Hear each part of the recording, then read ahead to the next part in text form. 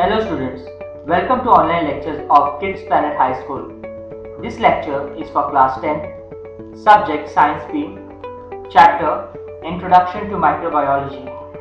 Let us now begin. The chapter that we have started today is linked to microbiology. Now what is microbiology? Microbiology का मतलब होता है जब हम लोग माइक्रोब्स यानी माइक्रो ऑर्गेनिज्म, बहुत छोटे छोटे ऑर्गेनिज्म, जब हम लोग माइक्रो ऑर्गेनिज्म का यूज करते हैं बायोलॉजिकल प्रोसेस के लिए, जैसे कि कोई फूड प्रोडक्ट्स बनाने के लिए, चीज केक हो गया या फिर कोई अलग अलग इंडस्ट्रीज में हम लोग माइक्रोब्स का यूज करते हैं, that is called microbiology. Microbiology is classified into two main types, that is applied and industrial. Now what is applied microbiology?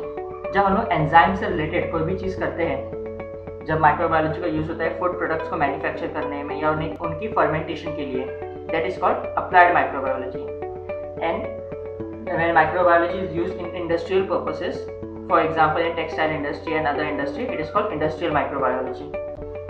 Let us study about the different kind of things that we can do using microbiology. First, let's see what are the products that can be manufactured. For example, first one is dairy products. We can produce different types of dairy products like yogurt, butter, cheese and probiotics. हम लोग microbiology के use से micro organisms को use करके कुछ different food products भी बना सकते हैं, जैसे कि ब्रेड, विनेगर, बेवरेजेस यानी कि टी हो गया, कॉफी हो गया and soya sauce. Others microbiology is also use for producing antibiotics, biogas and composting मतलब मैन्योर बनाना. जो खाद होता है या ऑर्गेनिक चीज़ें होते हैं, फूल फल के जो कचरे होते हैं, उसको हम लोग जब मिट्टी के अंदर गाड़ते हैं और जब वो डिकम्पोज होता है तो वो मैन्योर बन जाता है, दैट इज कॉल्ड कॉम्पोस्टिंग. तो वो जो प्रोसेस है उसमें भी माइक्रो ऑर्गेनिज्म के वजह से ही वो प्रोसेस होता है. And different types of process are also carried on with the help of micro organisms, that is land filling, sewage treatment and clean technology. यहाँ पे क्लीन टेक्नोलॉजी मतलब ऐसे फ्यूल, इस टाइप के फ्यूल का इजाद करना जो मतलब हार्मफुल गैसेस जैसे कि कार्बन डाइऑक्साइड या कार्बन मोनोऑक्साइड ना. So as I said, microbiology is used for the production of different types of milk products. तो जो मिल्क प्रोडक्ट बनाने का जो प्रोसेस होता है, जैसे कि योगर्ट हो गया, चीज हो गया या बटर हो गया, उन सबका जो बेसिक प्रोसेस होता है वो सेम होता है. Let us see what is that process.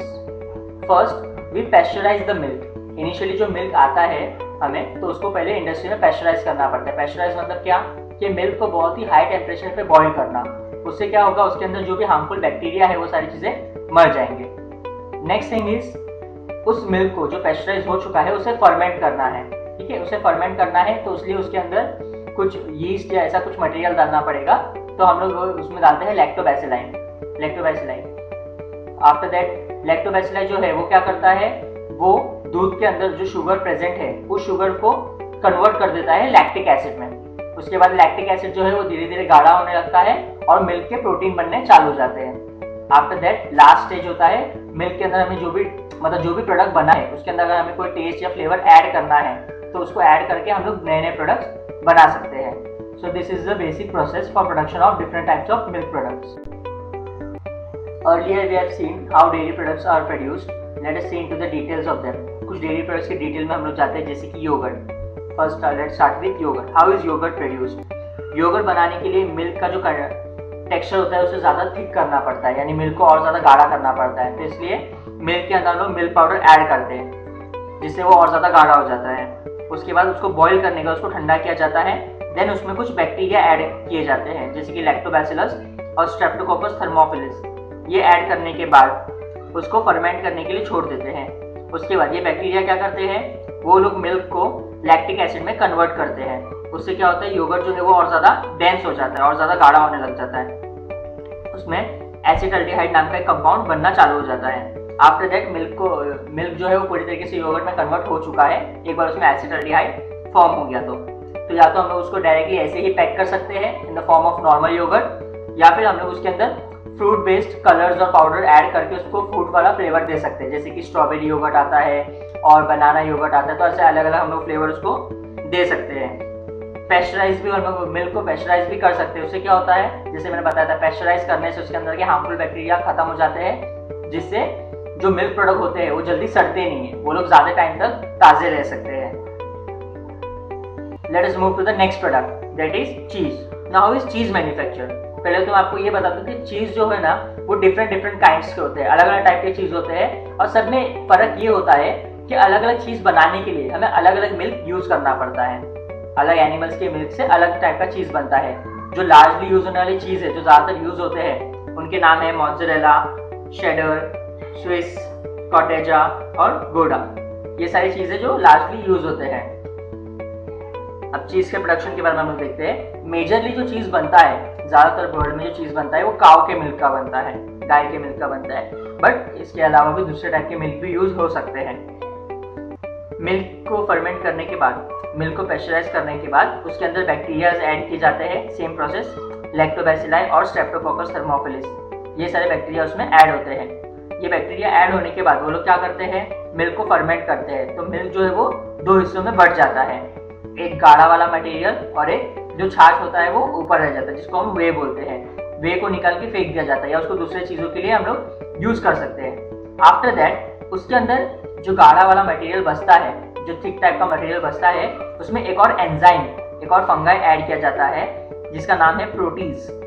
Proteases डालने के, प्रोटीज एक्चुअली यूज होता है वेजिटेरियन चीज़ के लिए, मतलब एनिमल के प्रोडक्ट भी यूज़ कर सकते हैं, एनिमल से मिले हुए कुछ एंजाइम होते हैं वो यूज़ कर सकते हैं, बट जो लोग वेजिटेरियन चीज़ चाहते हैं तो उसके लिए प्रोटीज का यूज़ करना पड़ता है। After that whey is completely separated from the yogurt. जो गाढ़ा वाला चीज़ और जो छाछ है उसको पूरी तरीके से सेपरेट किया जाता है, एंड देन जो प्रोडक्ट बचता है उसको मिक्स करने के बाद उसको सुखा दिया जाता है और उससे चीज़ प्रोड्यूस होता है। The last product is butter. Butter is mainly of two types, that is sweet cream and cultured. जो माइक्रोब्स है वो ज़्यादातर कल्चर्ड बटर में यूज होते हैं।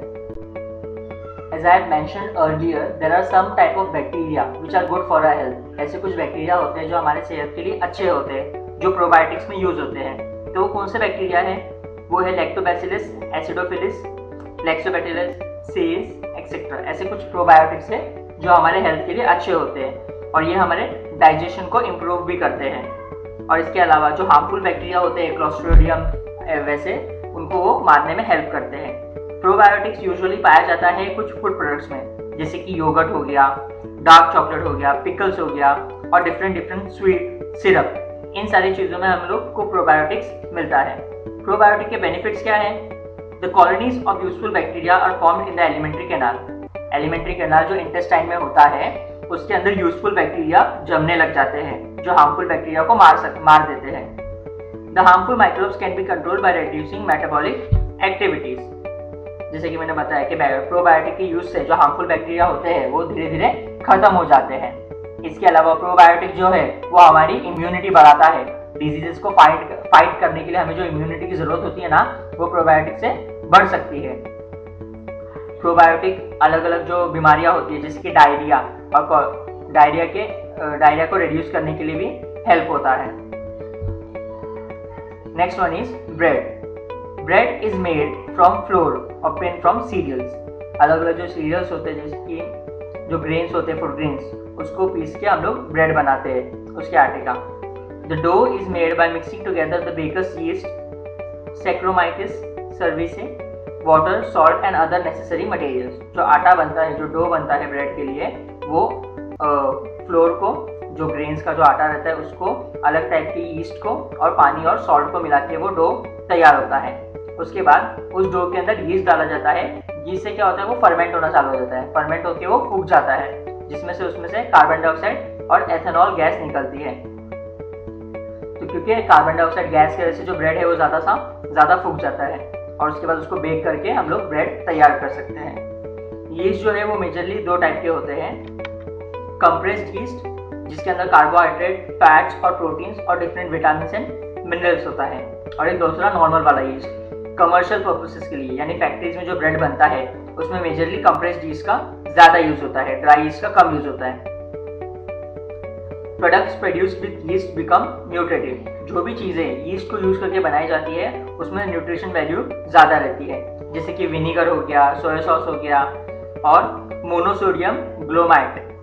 अब ये सुनने में अजीब लग रहा है पर एक्चुअली इस प्रोडक्ट को हम लोग जानते हैं। इसको ज़्यादातर बोला जाता है अजीनोमोटो, जो यूजुअली चाइनीज़ फूड इंडस्ट्री में यूज़ होता है। तो इन सारी चीज़ों में यीस्ट का बहुत ज़्यादा यूज़ होता है। Next is vinegar. विनीगर में एक्चुअली एसिड का एक मात्रा होती है। Vinegar is 4% acetic acid, 4% acetic acid होता है उसमें। एसिड ऐसा टाइप का एसिड है जो हम लोग यूजुअली कंज्यूम कर सकते हैं, वो ज़्यादा हार्मफुल नहीं है हमारे लिए।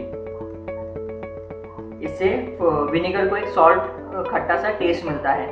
और विनेगर जो है वो चीज़ों को प्रिजर्वेशन के लिए, उनको संभाल के रखने के लिए, ताज़ा रखने के लिए काम आता है। जैसे कि पिकल्स हो गया, अचार वगैरह, ऐसी चीज़ों में हम लोग विनेगर का यूज़ करते हैं जिससे वो ताज़ा रहते हैं बहुत टाइम तक। Next is soya sauce. Soya sauce बनाने के लिए एक फंगस का यूज़ होता है जिसका नाम है एस्पेरगिलिस ओज़ेन।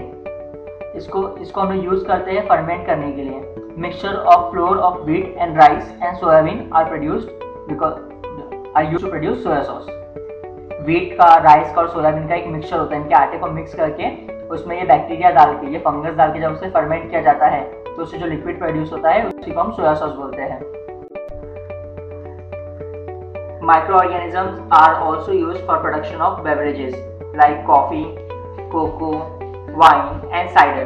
Cider is somewhat like vinegar only. Cider जो है वो विनेगर जैसा ही होता है। तो इस टाइप के बेवरेजेस को बनाने के लिए अलग अलग माइक्रोब्स जैसे कि cafe arabica, theobroma cocoa, grapes और एप्पल्स, इन सब के अंदर जो मिलने वाले माइक्रोब्स हैं इनका यूज होता है इन सारे बेवरेज को प्रोड्यूस करने के लिए। Next topic is microbial enzymes. The enzymes obtained by the activity of microbes are used in the industrial process.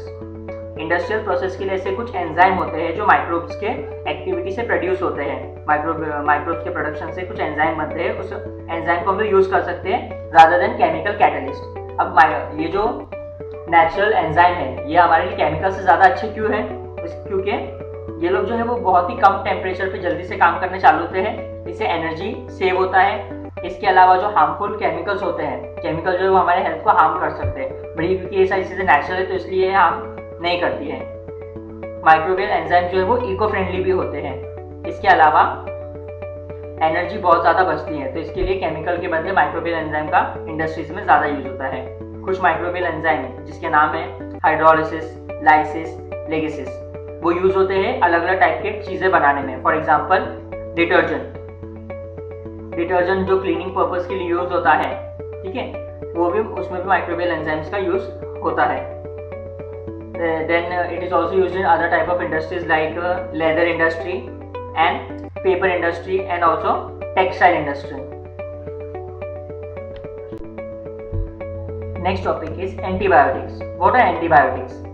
Antibiotics are different medicines obtained from different types of bacteria and fungi by carrying certain process. कुछ process करके bacteria से दवाई बनाई जाती है, उसको हम लोग एंटीबायोटिक्स बोलते हैं। Some human diseases and veterinary diseases can be controlled with the use of antibiotics. जो मेजरली यूज होने वाले एंटीबायोटिक्स है जिनके नाम है पेनिसिलिन, बैक्टीरियासिन, गेटोमाइसिन एटसेट्रा, ऐसे सब कुछ यूजुअली सेम ज़्यादातर यूज होने वाले एंटीबायोटिक्स हैं। एंटीबायोटिक्स यूजुअली यूज होते हैं हमारे हेल्थ को इम्प्रूव करने के लिए और डिजीजेस से बचाने के लिए। Microbes are also used to make certain type of fuels like methane. Methane is obtained from microbes present in the agricultural and industrial waste.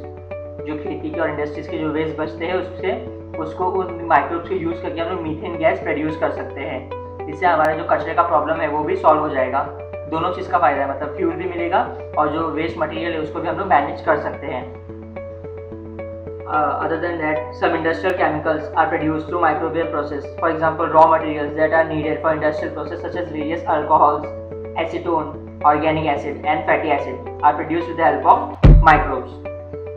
Other than that, different types of biofuels can also be produced. अब biofuel अच्छा इसलिए है क्योंकि वो renewable source of energy है। जितने भी fossil fuel है वो नॉन रिन्यूएबल है, एक बार यूज हो गया तो वो खत्म हो जाता है, उसको हम लोग वापस से यूज नहीं कर सकते। बट जो बायोफ्यूल होते हैं ना उसको हम लोग बार बार वापस से यूज कर सकते हैं। तो उससे क्या होगा, फ्यूल की हमारे पास कभी भी कमी होगी नहीं और उससे जो वेस्ट निकलने वाला धुआं वो भी कम रहेगा या तो बिल्कुल भी नहीं रहेगा। बायोफ्यूल्स को 3 पार्ट में क्लासिफाई किया गया है, वो है solid, liquid and gases. Solid biofuel में इंक्लूड होते हैं कोल, डंग और क्रॉप रेसिड्यू, यानी घास वास को हम लोग जलाते हैं। पहले तो ये समझ लेते हैं कि फ्यूल क्या होता है। फ्यूल मतलब ऐसा नहीं कि पेट्रोल डीजल को इसी फ्यूल बोलते हैं। जो भी चीज़ जलने पे लाइट और हीट एनर्जी प्रोड्यूस करता है। कोई भी चीज अगर जलने पे एनर्जी प्रोड्यूस करता है तो उसे हम फ्यूल कहते हैं। ऑयल को हम लोग फ्यूल बोल सकते हैं, वैक्स को फ्यूल बोल सकते हैं, ठीक है। कोल एक टाइप का फ्यूल है। तो सॉलिड फ्यूल में आता है कोल, काउ डंग। लिक्विड में आते हैं वेजिटेबल ऑयल्स और अल्कोहल। इनको जलाने पे भी आग पकड़ती है। नेक्स्ट गैसेस फ्यूल में आते हैं गोबर गैस और coal gas. Microbes can also be used to prevent environment. Microbe की हेल्प से हम लोग एनवायरनमेंट को बचा सकते हैं। एनवायरमेंटल जो पोल्यूशन है उसको रोक सकते हैं, जैसे कि लैंड फिलिंग साइट्स हो गया, सीवेज मैनेजमेंट हो गया और बायोगैस हो गया। बायोगैस की हेल्प से जो होता है, जो उससे रेसिड्यू निकलते हैं वो क्लीन होते हैं, उससे जो गैस वगैरह निकलते हैं क्लीन होते हैं, तो बाकी के फॉसिल फ्यूल की तरह वो हार्मफुल नहीं होते। लैंड फिलिंग साइट क्या होता है? लैंड फिलिंग साइट में ये होता है कि जो अर्बन एरियाज का, शहर का जो भी कचरा रहता है वो एक खाली जमीन के अंदर हम लोग जाके गाड़ देते हैं और उसके अंदर ऐसे माइक्रोब छोड़ देते हैं जो उसको डिकम्पोज कर दे। फिर उसको डिकम्पोज होने के बाद वो जो कचरा है जिसमें से ऑर्गेनिक मटेरियल है वो डिकम्पोज हो जाता है, वो सॉइल के साथ मिल जाता है और वो सॉइल फिर बाद में कॉम्पोस्ट बन जाता है, यानी मैन्योर हो जाता है। वैसे ही सीवेज मैनेजमेंट, सीवेज में क्या होता है, जो भी गंदगी या प्लास्टिक या कुछ भी ऐसा कचरा रहता है जो सब नाली में जमा होता है, तो उसमें माइक्रोब छोड़ने से, माइक्रोब जाने के बाद माइक्रोब क्या करते हैं, उन हार्मफुल मटेरियल्स को खा जाते हैं या उसे खत्म कर देते हैं और उससे जो पानी निकलता है, जो सी में या समुद्र में आके मिलता है, वो क्लीन रहता है। So microbe can also be use to produce clean technology. तो माइक्रोब की हेल्प से हम लोग पोल्यूशन को बहुत हद तक रोक सकते हैं। Next is bio insecticide. Insecticide हम लोगों ने सुना है क्या होता है।